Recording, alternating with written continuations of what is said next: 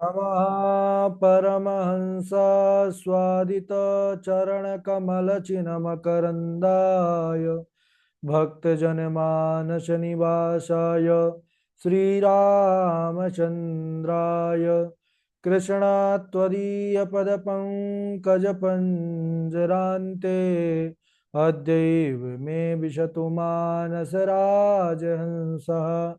प्राणप्रयाणसमये कफवातपित्तैः कण्ठावरोधनविधौ स्मरणं कुतस्ते नारायणं नमस्कृत्य नरं चैव नरोत्तमं देवीं सरस्वतीं व्यासं ततो जयमुदीरयेत् श्रीलक्ष्मीनाथसमारम्भां नाथयामुनिमध्यमाम् अस्मदाचार्यपर्यन्तां वन्दे श्रीगुरुपरम्पराम् अञ्जनानन्दनं वीरं जानकी शोकनाशनं कपीशमक्षहन्तारं वन्दे लङ्काभयङ्करम् भक्ति भक्त भगवंत गुरु चतुर्नाम वपुएक इनके पद वंदन किए ना सत विघ्न अनेक।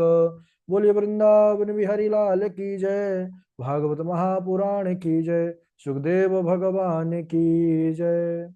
परम मंगलमय परात्पर अखिलेश्वर अचिंत कल्याण गुणगण निधान सर्वेश्वर सर्वाधिपति अकारण करुणा वरुणालय अकारण करुणाकारक सकल जन कल सापहारक परात्पर पुर ब्रह्म सच्चिदानंद स्वरूप परम पिता परमात्मा श्री राधा गोविंद सरकार राधा रमण बाधारण श्री बांके बिहारी लाल उनका यह वांग में शब्द में विग्रह श्रीमद् भागवत महापुराण कोटि कोटि नमन कोटि कोटि प्रणाम इस परम पावन पुराण ग्रंथ पारमहंसियों की पावन संहिता को परमाराध्य नंद नंदन यशोदा नंदन वृजन रंजन देवकी नंदन श्याम सुंदर श्री कृष्ण के पाद पद्मों पर कोटसा नमन नतमस्तक वंदन एवं अभिनंदन। उनकी आह्लादनी शक्ति प्राण प्रिया जगत वंदनी वृषभानुनंदनी भासुती जगदीश्वरी बरसाने वाली श्री किशोरी जू के पावन चरणारविंदों पर कोटसा प्रणति समस्त भूतादिक सीय राम मैं सब जग जानी करहूं प्रणाम जोरी जुग पानी। सज्जनों, हम सबका यह परम सौभाग्य कि भागवत साप्ताहिक कथा सीखने का सदसंकल्प विचार लेकर के एक स्थान पर एक साथ जुड़ करके इस पावन पुराण श्रीमद् भागवतम की तैयारी कर रहे हैं। यह किशोरी जी की विशेष महती अनुकंपा कृपा के बाद ही ऐसा अवसर हम सबको प्राप्त हुआ है। तो हम सबका यह परम कर्तव्य और दायित्व बनता है कि सच्ची लगन निष्ठा और परिश्रम के साथ विधिवत रूप से इस तैयारी को करें। इस समय हम सब बड़े ही पावन चरित्र पर बने हुए हैं। महाराज पृथु पृथु का और महारानी अर्ची देवी, यह जब ऋषियों ने वेन के भुजाओं का मंथन किया तो स्त्री पुरुष का जोड़ा उत्पन्न हुआ। तो यह महाराज पृथु यह भगवान के ही अंशावतार है, नारायण के, और जो अर्ची देवी हैं यह भी लक्ष्मी स्वरूपा है। इन्होंने 100 अश्वमेघ यज्ञों का संकल्प किया था। कल की कथा पर हम लोग श्रवण कर रहे थे। और 100 अश्वमेघ यज्ञों में से 99 यज्ञ तो निर्विघ्न पूर्ण हो गए, लेकिन 100वां यज्ञ इंद्र बारंबार विघ्न डालने लगा। फिर ब्रह्मा जी के कहने पर उन्होंने 99 यज्ञों का फल ही भगवान के चरणों में समर्पित किया। भगवान प्रसन्न हुए। मांग क्या मांगा है भगवान के आग्रह करने पर?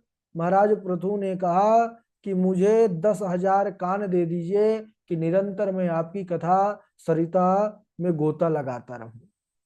ये कथा महिमा, भक्तों के अंदर कैसी कथा के प्रति जिज्ञासा होनी चाहिए, यह महाराज पृथु बतला रहे हैं, सिखला रहे हैं।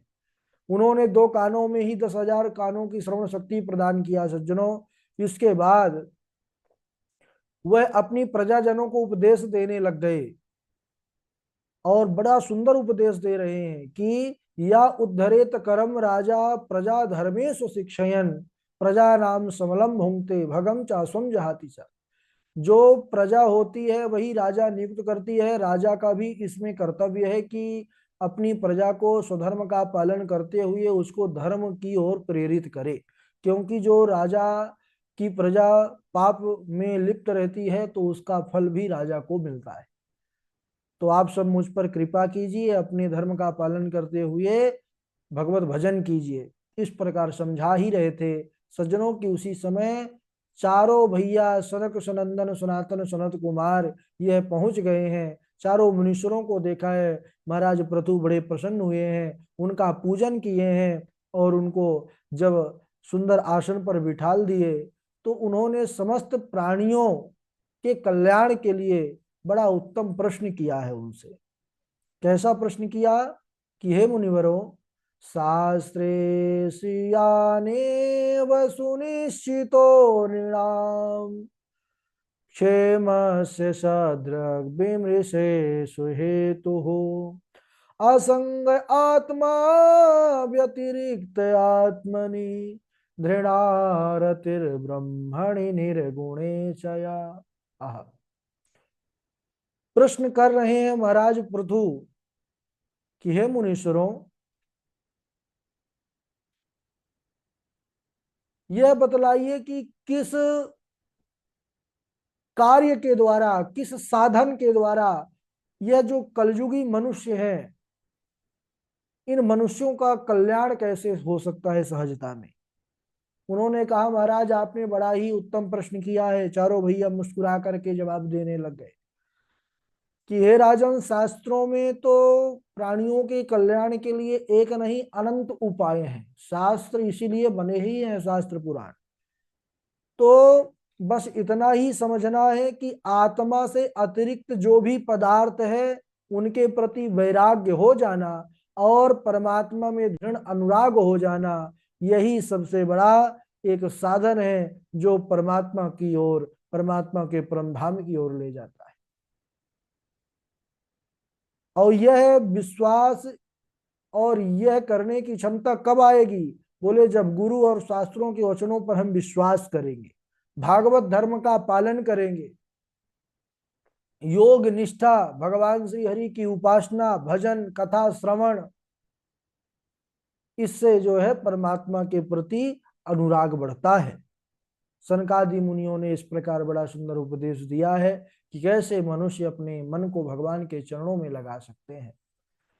जब इस प्रकार उपदेश दिया है, महाराज पृथु बड़े प्रसन्न हुए। उन्होंने अपना राज्य, कोष, बल सब कुछ सनकादि चरणों में समर्पित कर दिया कि महाराज मेरा जितना भी, मेरा तो कुछ है नहीं, आप ही का था, मैं आपके ही चरणों में इसको समर्पित कर रहा हूं आज से।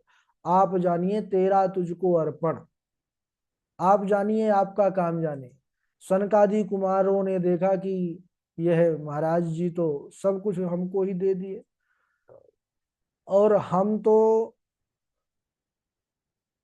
घर एक कुटिया भी हमारी नहीं है और ना ही कुटिया बनाना है, इसलिए नहीं है क्योंकि हम तो निरंतर प्रभु का भजन करते रहते हैं।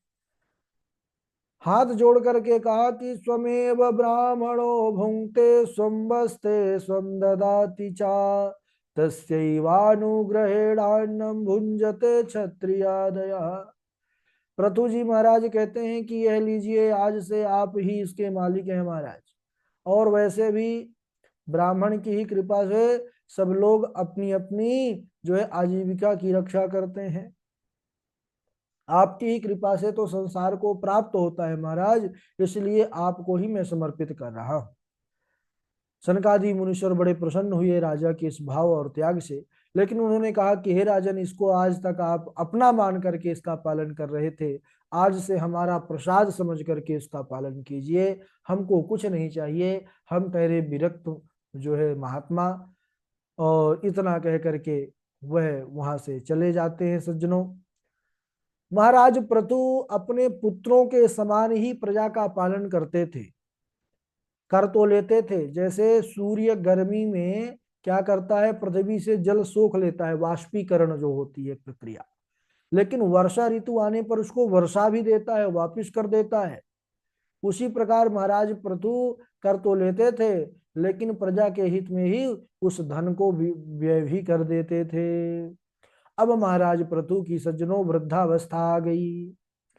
उन्होंने अपना राज्यपाठ विजिताश्व को सौंपा है और महारानी अर्ची देवी के साथ वन को चले आए। वहां पर वानप्रस्थ धर्म का पालन करते हुए अपने शरीर को त्याग दिया।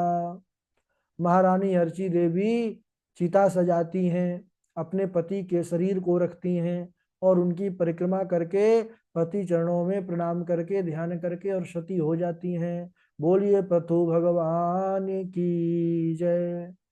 श्री मैत्रेय जी कहते हैं कि विदुर जी, भगवान पृथु के वेश में हविरदानी की पत्नी बरहिसद आदि 6 पुत्र हुए। हविरधानी से बरहिसद आदि 6 पुत्र हुए। तो बरहिसद जो थे वह कुश कंडिका करते हुए इतनी कुशाए पृथ्वी पर बिछाए कि पूरी पृथ्वी ही कुशा से आच्छादित तो हो गई। इसलिए उनका एक नाम पड़ गया प्राचीन बरही। कुश कंडिका, आप जो वैदिक आचार्य हैं, धर्मानुष्ठान कराने वाले, वह जानते हैं कि यज्ञ का एक अभिन्न अंग है कुश कंडिका। इसमें प्रक्रिया होती है, किस प्रकार कुशाओं को किन दिशाओं में रख करके कैसी कैसी रेखाओं को खींचना है, ये एक अपना अलग प्रकरण है। तो कुश कंडिका तात्पर्य यह है कि ये बहुत यज्ञ करते थे। यज्ञ में अनेक प्रकार के जो है बलि भी साथ में करते थे, यही गड़बड़ कर रहे थे। तो इन्होंने,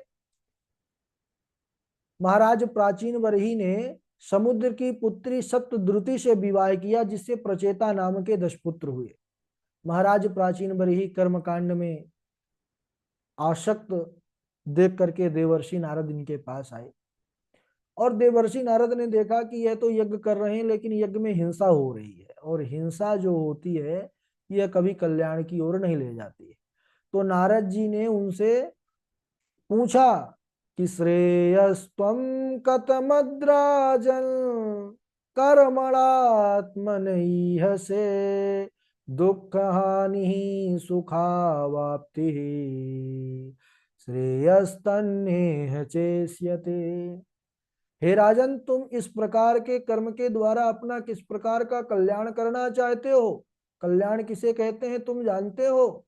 अरे, दुखों की आत्यंतिक निवृत्ति और परमानंद की प्राप्ति का नाम ही कल्याण है, और वह कल्याण इस प्रकार तुम्हारे कर्मों के द्वारा नहीं मिलने वाला है। और हे राजन, अपना सर उठाओ, आकाश की ओर देखो, जितने भी तुमने जीवों की हिंसा किया है, इस यज्ञ में बलि चढ़ाई है, वह सब क्रोध में भर करके तुमको देख रहे हैं। जब तुम मर करके उसी आकाश मार्ग से जाओगे ना, तो सब अपनी बड़ी बड़ी सींग, लोहे के समान उनकी सींग है, और सब उन्हीं सींगों के द्वारा तुम्हारे शरीर को भेदेंगे, तब तुमको बड़ा कष्ट होगा। यह दृश्य अपनी योग बल से नारद जी ने दृश्य दिखा दिया। धरती, पैरों तले से धरती खिसक गई महाराज की, कांपने लगे हाथ पैर, ये क्या हो गया मुझसे, अब मेरा क्या होगा। चरणों में गिर गए नारद जी के, और बस यही कहा है कि बचा लीजिए महाराज। क्यों? ना जानामि महाभाग परम कर्मापविद्दधि ब्रूहि मे विमलम ज्ञानम एन मुच्येय कर्मभिः। न जानामि महाभाग परम कर्मापविद्दति। हे देवर्षि नारद, मैं अपने कर्मों में मोहित होने के कारण कल्याण क्या है इसको ना जान सका। आप मुझे विशुद्ध ज्ञान का उपदेश कीजिए, जिससे मैं अपने कर्म बंधनों से मुक्त हो सकूं और मुझे भी परमानंद की प्राप्ति हो सके। देवर्षि नारद जब देखे महाराज प्राचीन बरही के अंदर जिज्ञासा को, तब वह उन पर कृपा करते हैं और उनको उपदेश करते हैं। कहते हैं कि हे राजन, मैं तुमको एक इतिहास सुनाता हूँ जिसमें तुम्हारे कल्याण का रहस्य छिपा हुआ है। और उन्होंने फिर पुरंजनोपाख्यान का वर्णन किया है। सज्जनों, यह बड़ा अद्भुत उपाख्यान है, चरित्र है, जो आध्यात्मिक दृष्टि से बड़ा महत्वपूर्ण स्थान रखता है। और समय हो चुका है, इसलिए आज इस चरित्र पर प्रवेश नहीं करेंगे। हम सब अगले दिवस इस पर प्रवेश करेंगे और विधिवत रूप से इस चरित्र को, इस उपाख्यान को समझने का प्रयास करेंगे। आज यहीं तक। बारी बारी से सब लोग श्लोक सुनाएंगे। सर्वप्रथम श्लोक वासवी शर्मा जी हैं। सर्वप्रथम श्लोक वासवी शर्मा जी सुनाएंगे। फिर वाजपेयी जी हैं हमारे, प्रशांत पांडे जी हैं, वैष्णवी तिवारी जी हैं, और कृष्णा जी हैं, भावना जी हैं, उमंग शुक्ला जी हैं, माही दीक्षित जी हैं, बबीता जी हैं, जय द्विवेदी जी हैं। चलिए प्रारंभ करिए वासवी जी। गुरु जी आगे प्रणाम। राधे राधे, सुनाइए। यानि रूपाणि जगरीहे इन्द्रो है जहिषया तानि पापस्य खण्डानि लिंगम खण्डमिहोच्यते न यस्तव्यं न दातव्यं न होतव्यं द्विजा कचित् इति न्यायार्वद यद्धर्मं भेरी घोषिन् सरस्वः जी गुरु जी। हाँ। राधे राधे। राधे राधे। न यष्टव्यम न दातव्यम न होतव्यम द्विजा क्वाचित इति न्यावार या धर्म भेरी घोषेण सर्वसा बालिसा बत यूयम वा अधर्मे धर्म मानिना ये व्रति दंपति हित्वा जारम पति मुपाशते। राधे राधे। हाँ राधे राधे गुरु जी। जी, भावना जी सुनाइए। दिन कहे धनवान सुखी, धनवान कहे सुख राजा को भारी, राजा कहे महाराजा सुखी, महाराजा कहे सुख इंद्र को भारी, इंद्र कहे चतुरानन सुखी है, चतुरानन कहे सुख शिव को भारी, तुलसी जी जान बिचारी, कहे हरि भजन बिना सब जीव दुखारी, संत कहते हैं कोई तन दुखी, कोई मन दुखी, कोई धन बिन रहत उदास, थोड़े थोड़े सब सुखी, राम के दास। राधे राधे। हम्म। राधे राधे गुरुजी गुरु जी। राधे राधे। जी राधे राधे। यानि रूपाणि जगृहे इन्द्रो हैजीर्षया तानि पापस्य खण्डानि लिङ्गं खण्डमिहोच्यते बालिशावति युवं वा अधर्मे धर्ममानिनां ये वृत्यदम्पतिं हित्वा जारं पतिमुपासते। जी गुरु जी प्रणाम। हम्म। गुरुजी राधे राधे, चरण स्पर्श। हाँ पांडे जी सुनाइए। संत शंभु श्रीपति आपवादा, सुनिए जहाँ तहाँ सिमर जादा, काटियता सुजीव सो बसाई, श्रवण मुदिना चलई तब पराई। राधे राधे गुरुजी। राधे राधे। राधे राधे गुरु जी। राधे राधे, सुनाइए। बालिका व्रत यूयं वा अधर्म धर्महि मानिनः ये वृत्तिदं पतिं हित्वा जारं पतिम् उपासते। राधे राधे गुरु जी। राधे राधे। हाँ जी, आगे सुनाइए।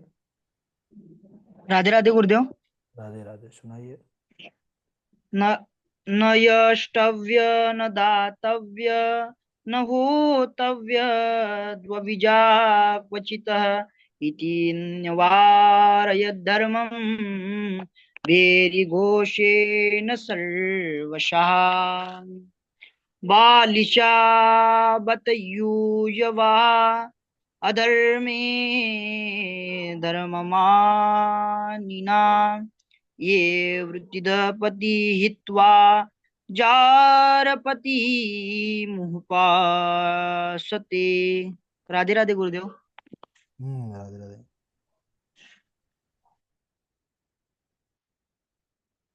हाँ आगे सुनाए उमंग जी।